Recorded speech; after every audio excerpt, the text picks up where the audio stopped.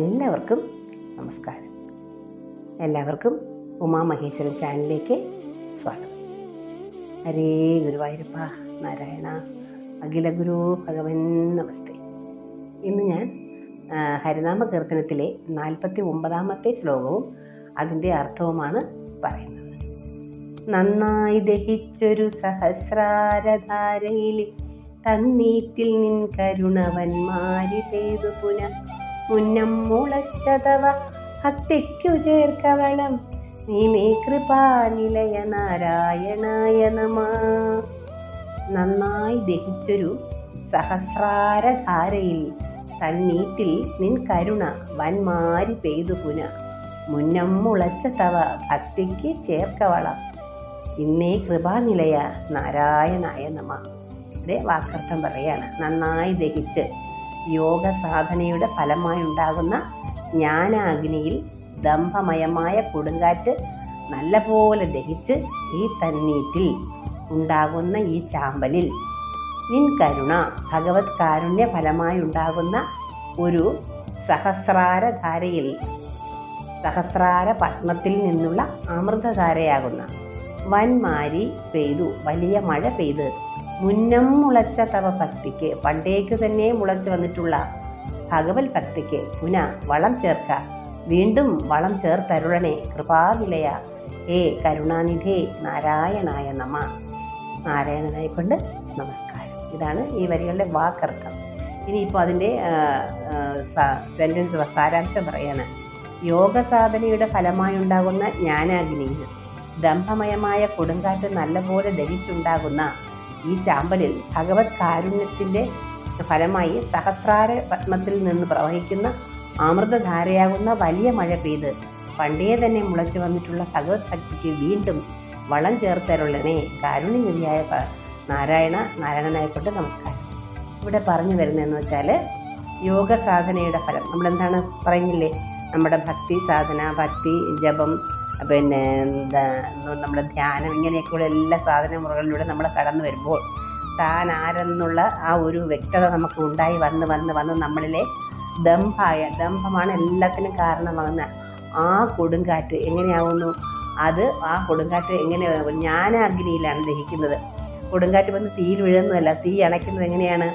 ജ്ഞാനം, അതായത് ഭഗവാൻ താൻ ആരാണ്, താൻ എവിടെ നിന്ന് വന്നു, അത് ആ ലക്ഷ്യത്തിലെത്താൻ തൻ്റെ കർമ്മങ്ങൾ ഏത് വിധത്തിലായിരിക്കണം, എങ്ങനെയെന്നൊക്കെയുള്ള എല്ലാ യോഗശാസ്ത്രപരമായിട്ടുള്ള എല്ലാ മുറകളിലൂടെയും നമ്മളത് അഭ്യസിച്ച് തന്നെ മനസ്സിലാക്കി താൻ എന്നതിവിടെ ശരീരമല്ല ആത്മാവാണെന്ന് അറിയുന്ന ആ അനുഭവ സമ്പത്തിലൂടെ ഉണ്ടാകുന്ന ജ്ഞാനം, ആ ജ്ഞാന അഗ്നിയിലാണ് ദഹിച്ച് ചാമ്പലാകുന്നത്.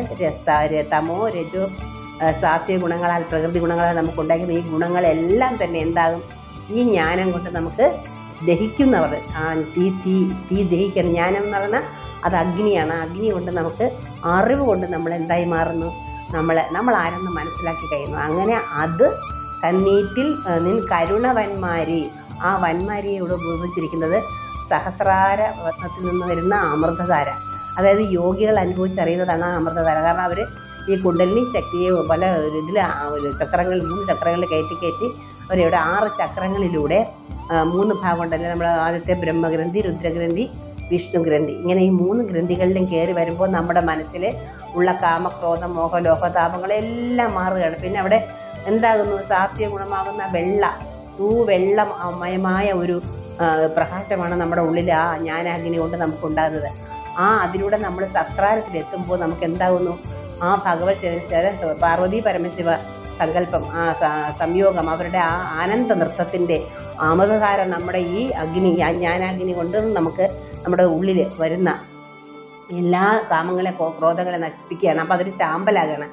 ആ ചാമ്പലിൽ ഈ അമൃതധാര വന്ന് വീഴുമ്പോൾ പണ്ടേ മുളച്ച ഭക്തി നമുക്ക് എന്താവണം, അതിന് വീണ്ടും ഇത് വളമായി വീഴും. ഈ ചാമ്പലും മുകളിലുള്ള അമൃതധാരയാകുന്ന ആ വെള്ളവും അമൃതധാരയും കൂടെ ചേർന്ന് പണ്ടേ മുളച്ച ആ ഭക്തിക്ക് വീണ്ടും ഒരു വളമായി വരണമേ, അതിനെ അനുഗ്രഹിക്കണേ ഗുരുവായൂരപ്പ എന്നാണ് ഇവിടെ ഈ പദ്യത്തിലൂടെ ആചാര്യൻ നമ്മെ അറിയിക്കുന്നത്. ഇവിടെ മതവന ദഹനം എന്ന് പറയുന്നു. ഈ മതം എന്ന് പറയുന്നതാണ് ഇവിടെ പ്രത്യേകിച്ച് പറയുന്നത്. കാരണം ഇതിനെക്കുറിച്ച് ആചാര്യൻ നമുക്ക് മതം എന്താണെന്നുള്ള, ആ വനം എന്താണെന്ന്, അതിൻ്റെ ദഹനം എന്താണെന്ന് പറഞ്ഞു തരണം. ചിത്തം ശുദ്ധീകരിച്ച് ധ്യാന മനനാദി യോഗ സാധനങ്ങൾ തുടരുന്നതോടെ ശാന്തശീതളമായ പ്രസരണം ഉണ്ടാകുമെന്ന് നാം കണ്ടു. അത് ഓരോ യോഗികളിൽ നിന്നും അവർക്ക് അനുഭവപ്പെട്ട കാര്യങ്ങൾ അവരവരുടെ ഗീതകളിൽ, അഷ്ടാവക്ര ഗീത, ഓരോരോ ഗീതകൾ പറഞ്ഞില്ലേ, ഓരോ ഗീതകളിൽ അവർ അനുഭവിച്ചറിഞ്ഞ കാര്യങ്ങൾ അവരതിൽ പകർത്തുകയാണ്. എങ്ങനെയാണ് ചിത്ത ശുദ്ധീകരിക്കുന്നത്. എല്ലാത്തിനും ചിത്തമാണ് ഏറ്റവും പ്രധാനം. നമ്മുടെ മനസ്സെന്ന് പറഞ്ഞ സംഭവമാണ് ഈ പ്രകൃതി. നമ്മളെന്നറിയാൻ, നമ്മളെ തിരിച്ചറിയാൻ സഹായിക്കുന്നത് മനസ്സാണ്. മനസ്സാകുന്ന ജ്ഞാനമാകുന്ന ആ ജ്ഞാനേന്ദ്രിയം കൊണ്ടാണ് നമ്മുടെ ഈ പ്രകൃതിയിലെല്ലാം കാണുകയും അതിനെ തിരിച്ചറിയുകയും ഇത് മായയാണെന്നറിയാനും ഒക്കെയുള്ള എല്ലാം തരുന്ന ചിത്തമാണ്. അപ്പോൾ ആ ചിത്തത്തിൽ ഭക്തിയാകുന്ന വളം കയറി വരുന്നിടത്തോളം നമ്മൾ ശുദ്ധീകരിക്കണം. അങ്ങനെ അത് എന്താണ്, ധ്യാന മനന യോഗാദികളെല്ലാം കൊണ്ടാണ് ഒരു മനുഷ്യൻ്റെ സാധനകൾ തുടരുമ്പോഴാണ് ശാന്തശീതളമായ പ്രാണപ്രസരം ഉണ്ടാകുമെന്ന് അവരനുഭവിച്ചറിഞ്ഞു. അതവർ പറയുകയാണ്, നമ്മളെ അറിയിക്കുകയാണ്. അങ്ങനെയാണ് ആ ശാന്തശീതളം. അവിടെ വളരെ സമാധാനമാണ്. അവിടെ യാതൊരുവിധ വികാര വിക്ഷോഭങ്ങളൊന്നും ഇല്ലാത്ത ഒരു അവസ്ഥയാണ് നമ്മുടെ ആ ശരീരത്തിൽ. അവിടെ സാധ്യമായും ആ ഗുണത്തിൽ അതൊരു വെള്ളയെന്നാണ് പറയുന്നതിന്. ആ അവസ്ഥയിൽ എത്തുന്നു അല്ലേ. അതിരറ്റ വസ്തുബോധം അഥവാ ആത്മജ്ഞാനം ഉളവാക്കിക്കൊണ്ടാണ് കുണ്ടലിനി പ്രാണൻ പ്രസരം ആരംഭിക്കുന്നത്. അതായത് എത്രത്തോളം പറഞ്ഞറിയിക്കാൻ പറ്റാത്ത തലത്തിലുള്ള ആ ബോധമാണ് നമുക്ക് കുണ്ടലിനി പ്രസരിക്കാൻ തുടങ്ങും. പ്രാണൻ കുണ്ടലിനി എന്ന് പറഞ്ഞാൽ സാക്ഷാൽ യോഗമായ അമ്മയാണ് നമ്മുടെ കുണ്ടലിനി ശക്തിയിൽ ഇരിക്കുന്നത്. അത് ഉയർന്നു വരുന്നിടത്തോളം കാരണം നമുക്ക് പറഞ്ഞു അറിയിക്കാൻ പറ്റാത്ത ആത്മജ്ഞാനമാണ് ഉളവാക്കി തരുന്നത്. ആത്മാവ് എന്താണ്, അതായത് ഈ പ്രാണൻ, നമ്മുടെ ശ്വാസം, പ്രാണൻ എന്താണെന്ന് നമ്മളെ അറിയിക്കണം. കുണ്ടലിനി ഉണരുമ്പോൾ അത് യോഗികളാണ് അനുഭവിച്ചറിഞ്ഞ് അവർ ഈ കാര്യങ്ങൾ ഓരോരോ അവരവരുടെ ഗീതകളിൽ അവരെഴുതി നമ്മളെ അറിയിച്ചിരിക്കുന്നത്. അപ്പോൾ ആ ജ്ഞാനം ഉളവാക്കിക്കൊണ്ട് കുണ്ടലിനി പ്രാണൻ പ്രസരമാകുന്നു. ഈ വസ്തുജ്ഞാനമാകുന്ന വന്നിയിൽ ദമ്പമയമായ അന്ധകരണം ദഹിച്ച് ചാമ്പലാകും. താൻ ആരാണെന്നുള്ള സത്യമായ ബോധ്യം വരുമ്പോൾ നമ്മളെല്ലാം മനസ്സിലാക്കുന്നു. നമ്മുടെ എല്ലാ അഹങ്കാരങ്ങളും അവിടെ തീരുകയാണ് അല്ലേ. സാക്ഷാൽ പരബ്രഹ്മ തത്വത്തിലേക്ക് നമ്മുടെ ആത്മജ്ഞാനം ഉയർന്നെത്തുമ്പോൾ ആ പരമജ്ഞാനം നമ്മൾ തന്നെയാണെന്ന് അറിയാൻ വെമ്പി നമ്മൾ പോകുന്ന ആ സമയത്ത് നമ്മളിൽ താനേ ഉണ്ടാകുന്ന പ്രകൃതി ഗുണങ്ങളെല്ലാം എന്താകുന്നു, താനേ ദഹിച്ച് പോകുന്നു. അപ്പോൾ ഈ വസ്തുജ്ഞാനമാകുന്ന വനിയിൽ ദമ്പമയമായ അന്ധകരണം, ഇവിടെ അന്ധകരണം ദഹിച്ചു എന്നാണ് പറയുന്നത്. അന്ധകരണം എന്ന് പറഞ്ഞ ഭാഗം എന്താണ്, നമ്മുടെ സൂക്ഷ്മ ശരീരമാണ്. സൂക്ഷ്മ ശരീരത്തിലുള്ള ഭാഗമാണ്. അത് നമ്മുടെ പറഞ്ഞ ഈ അന്ധകരണങ്ങൾ ഏതൊക്കെയാണ്? ഒന്ന് മനസ്സ്, ചിത്തം, ബുദ്ധി, അഹങ്കാരം. ഈ കാര്യങ്ങളാണ് നമ്മുടെ ഈ അന്ധകരണം എന്ന് പറയുന്നത്. ഈ അന്ധകരണമാണ് ദഹിക്കേണ്ടത്. ഈ അന്ധകരണം ഉള്ളിടത്തോളം കാലമാണ് നമ്മൾ പ്രകൃതിയായിട്ട് ഇടപെട്ട് നമ്മൾ ഓരോരോ സ്ഥിതിയിൽ പോകുന്നത്. അപ്പോൾ ആ അന്ധകരണം ദഹിക്കാൻ ആത്മജ്ഞാനം വരും. ആത്മജ്ഞാനം ചിത്തശുദ്ധിയിലെ യോഗസാധനയിലൂടെയാണ് നമുക്കത് കിട്ടുന്നത്. അങ്ങനെ ആ രീതിയിൽ വരുമ്പോൾ അന്ധകരണം ദഹിച്ച് ചാമ്പലാകുന്നു. അപ്പം ജ്ഞാനാഗ്നി സർവ്വകർമ്മങ്ങളെയും എരിച്ച് ഭസ്മമാക്കുന്നു എന്നാണ് ഇവിടെ പറയുന്നത്. അപ്പം ജ്ഞാനം വെച്ചാൽ അറിവ്, താൻ ആരാണെന്നുള്ള അറിവ് അല്ലേ, താൻ ഈശ്വരൻ്റേതാണെന്നുള്ള അറിവ് കിട്ടുമ്പോൾ ഇതൊക്കെ മിഥ്യയാണെന്നുള്ള ബോധം ഉണ്ടാകുന്ന, അതിലൂടെ ഉണ്ടാകുന്ന കാമക്രോധ മോഹങ്ങളെല്ലാം അത് മനസ്സാണ് എല്ലാം ഉണ്ടാകുന്നില്ലേ. മനസ്സ്, ചിത്തം, അന്ധകരണം എന്നുള്ള 4 കാര്യങ്ങൾ. അപ്പോൾ മനസ്സിൽ എന്താണ് ഉണ്ടാകുന്നത്? മനസ്സിൽ സങ്കല്പം ഉണ്ടാകുന്നു, ചിത്തത്തിൽ അഭിമാനം, ബുദ്ധിയിൽ നിശ്ചയം, അഹങ്കാരത്തിൽ സ്മരണം. ഇങ്ങനെ 4 കാര്യങ്ങൾ നമ്മുടെ ഇതിൽ നിന്ന് മായുകയാണ്. അങ്ങനെ അഹം എന്താകുന്നു? അഹം പൊള്ളയായി പ്രാണന്റെ പ്രസരണം തുടങ്ങുകയാണ്. ആ പ്രാണന്റെ പ്രസരണം കുണ്ടലിനി ശക്തി സഹസ്രാരത്തിലേക്ക് എത്തുമ്പോൾ അവിടുന്ന് അമൃതധാര പെയ്ത് നമ്മുടെ ഉള്ളിലേക്ക് ഇറങ്ങുമ്പോൾ നമ്മുടെ ഈ ജ്ഞാനം കൊണ്ടുള്ള അഗ്നിയാകുന്നതിൽ നമ്മുടെ എല്ലാ അന്ധകരണവും നശിക്കുകയാണ്. ഈ 4 പാവങ്ങൾ നശിച്ച് നമ്മൾ ആ രൂപത്തിലേക്ക് എത്തുകയാണ്. എങ്ങനെ? പരമാത്മാ ചൈതന്യത്തിലേക്ക് എത്താനുള്ള ഒരവസ്ഥയിലെത്തുന്ന ആ അമൃതധാരയാണ് നമ്മൾ അനുഭവിക്കുന്നതില്ലേ. അതിവിടെ മുനിമാർ അനുഭവിച്ചറിയുന്നു.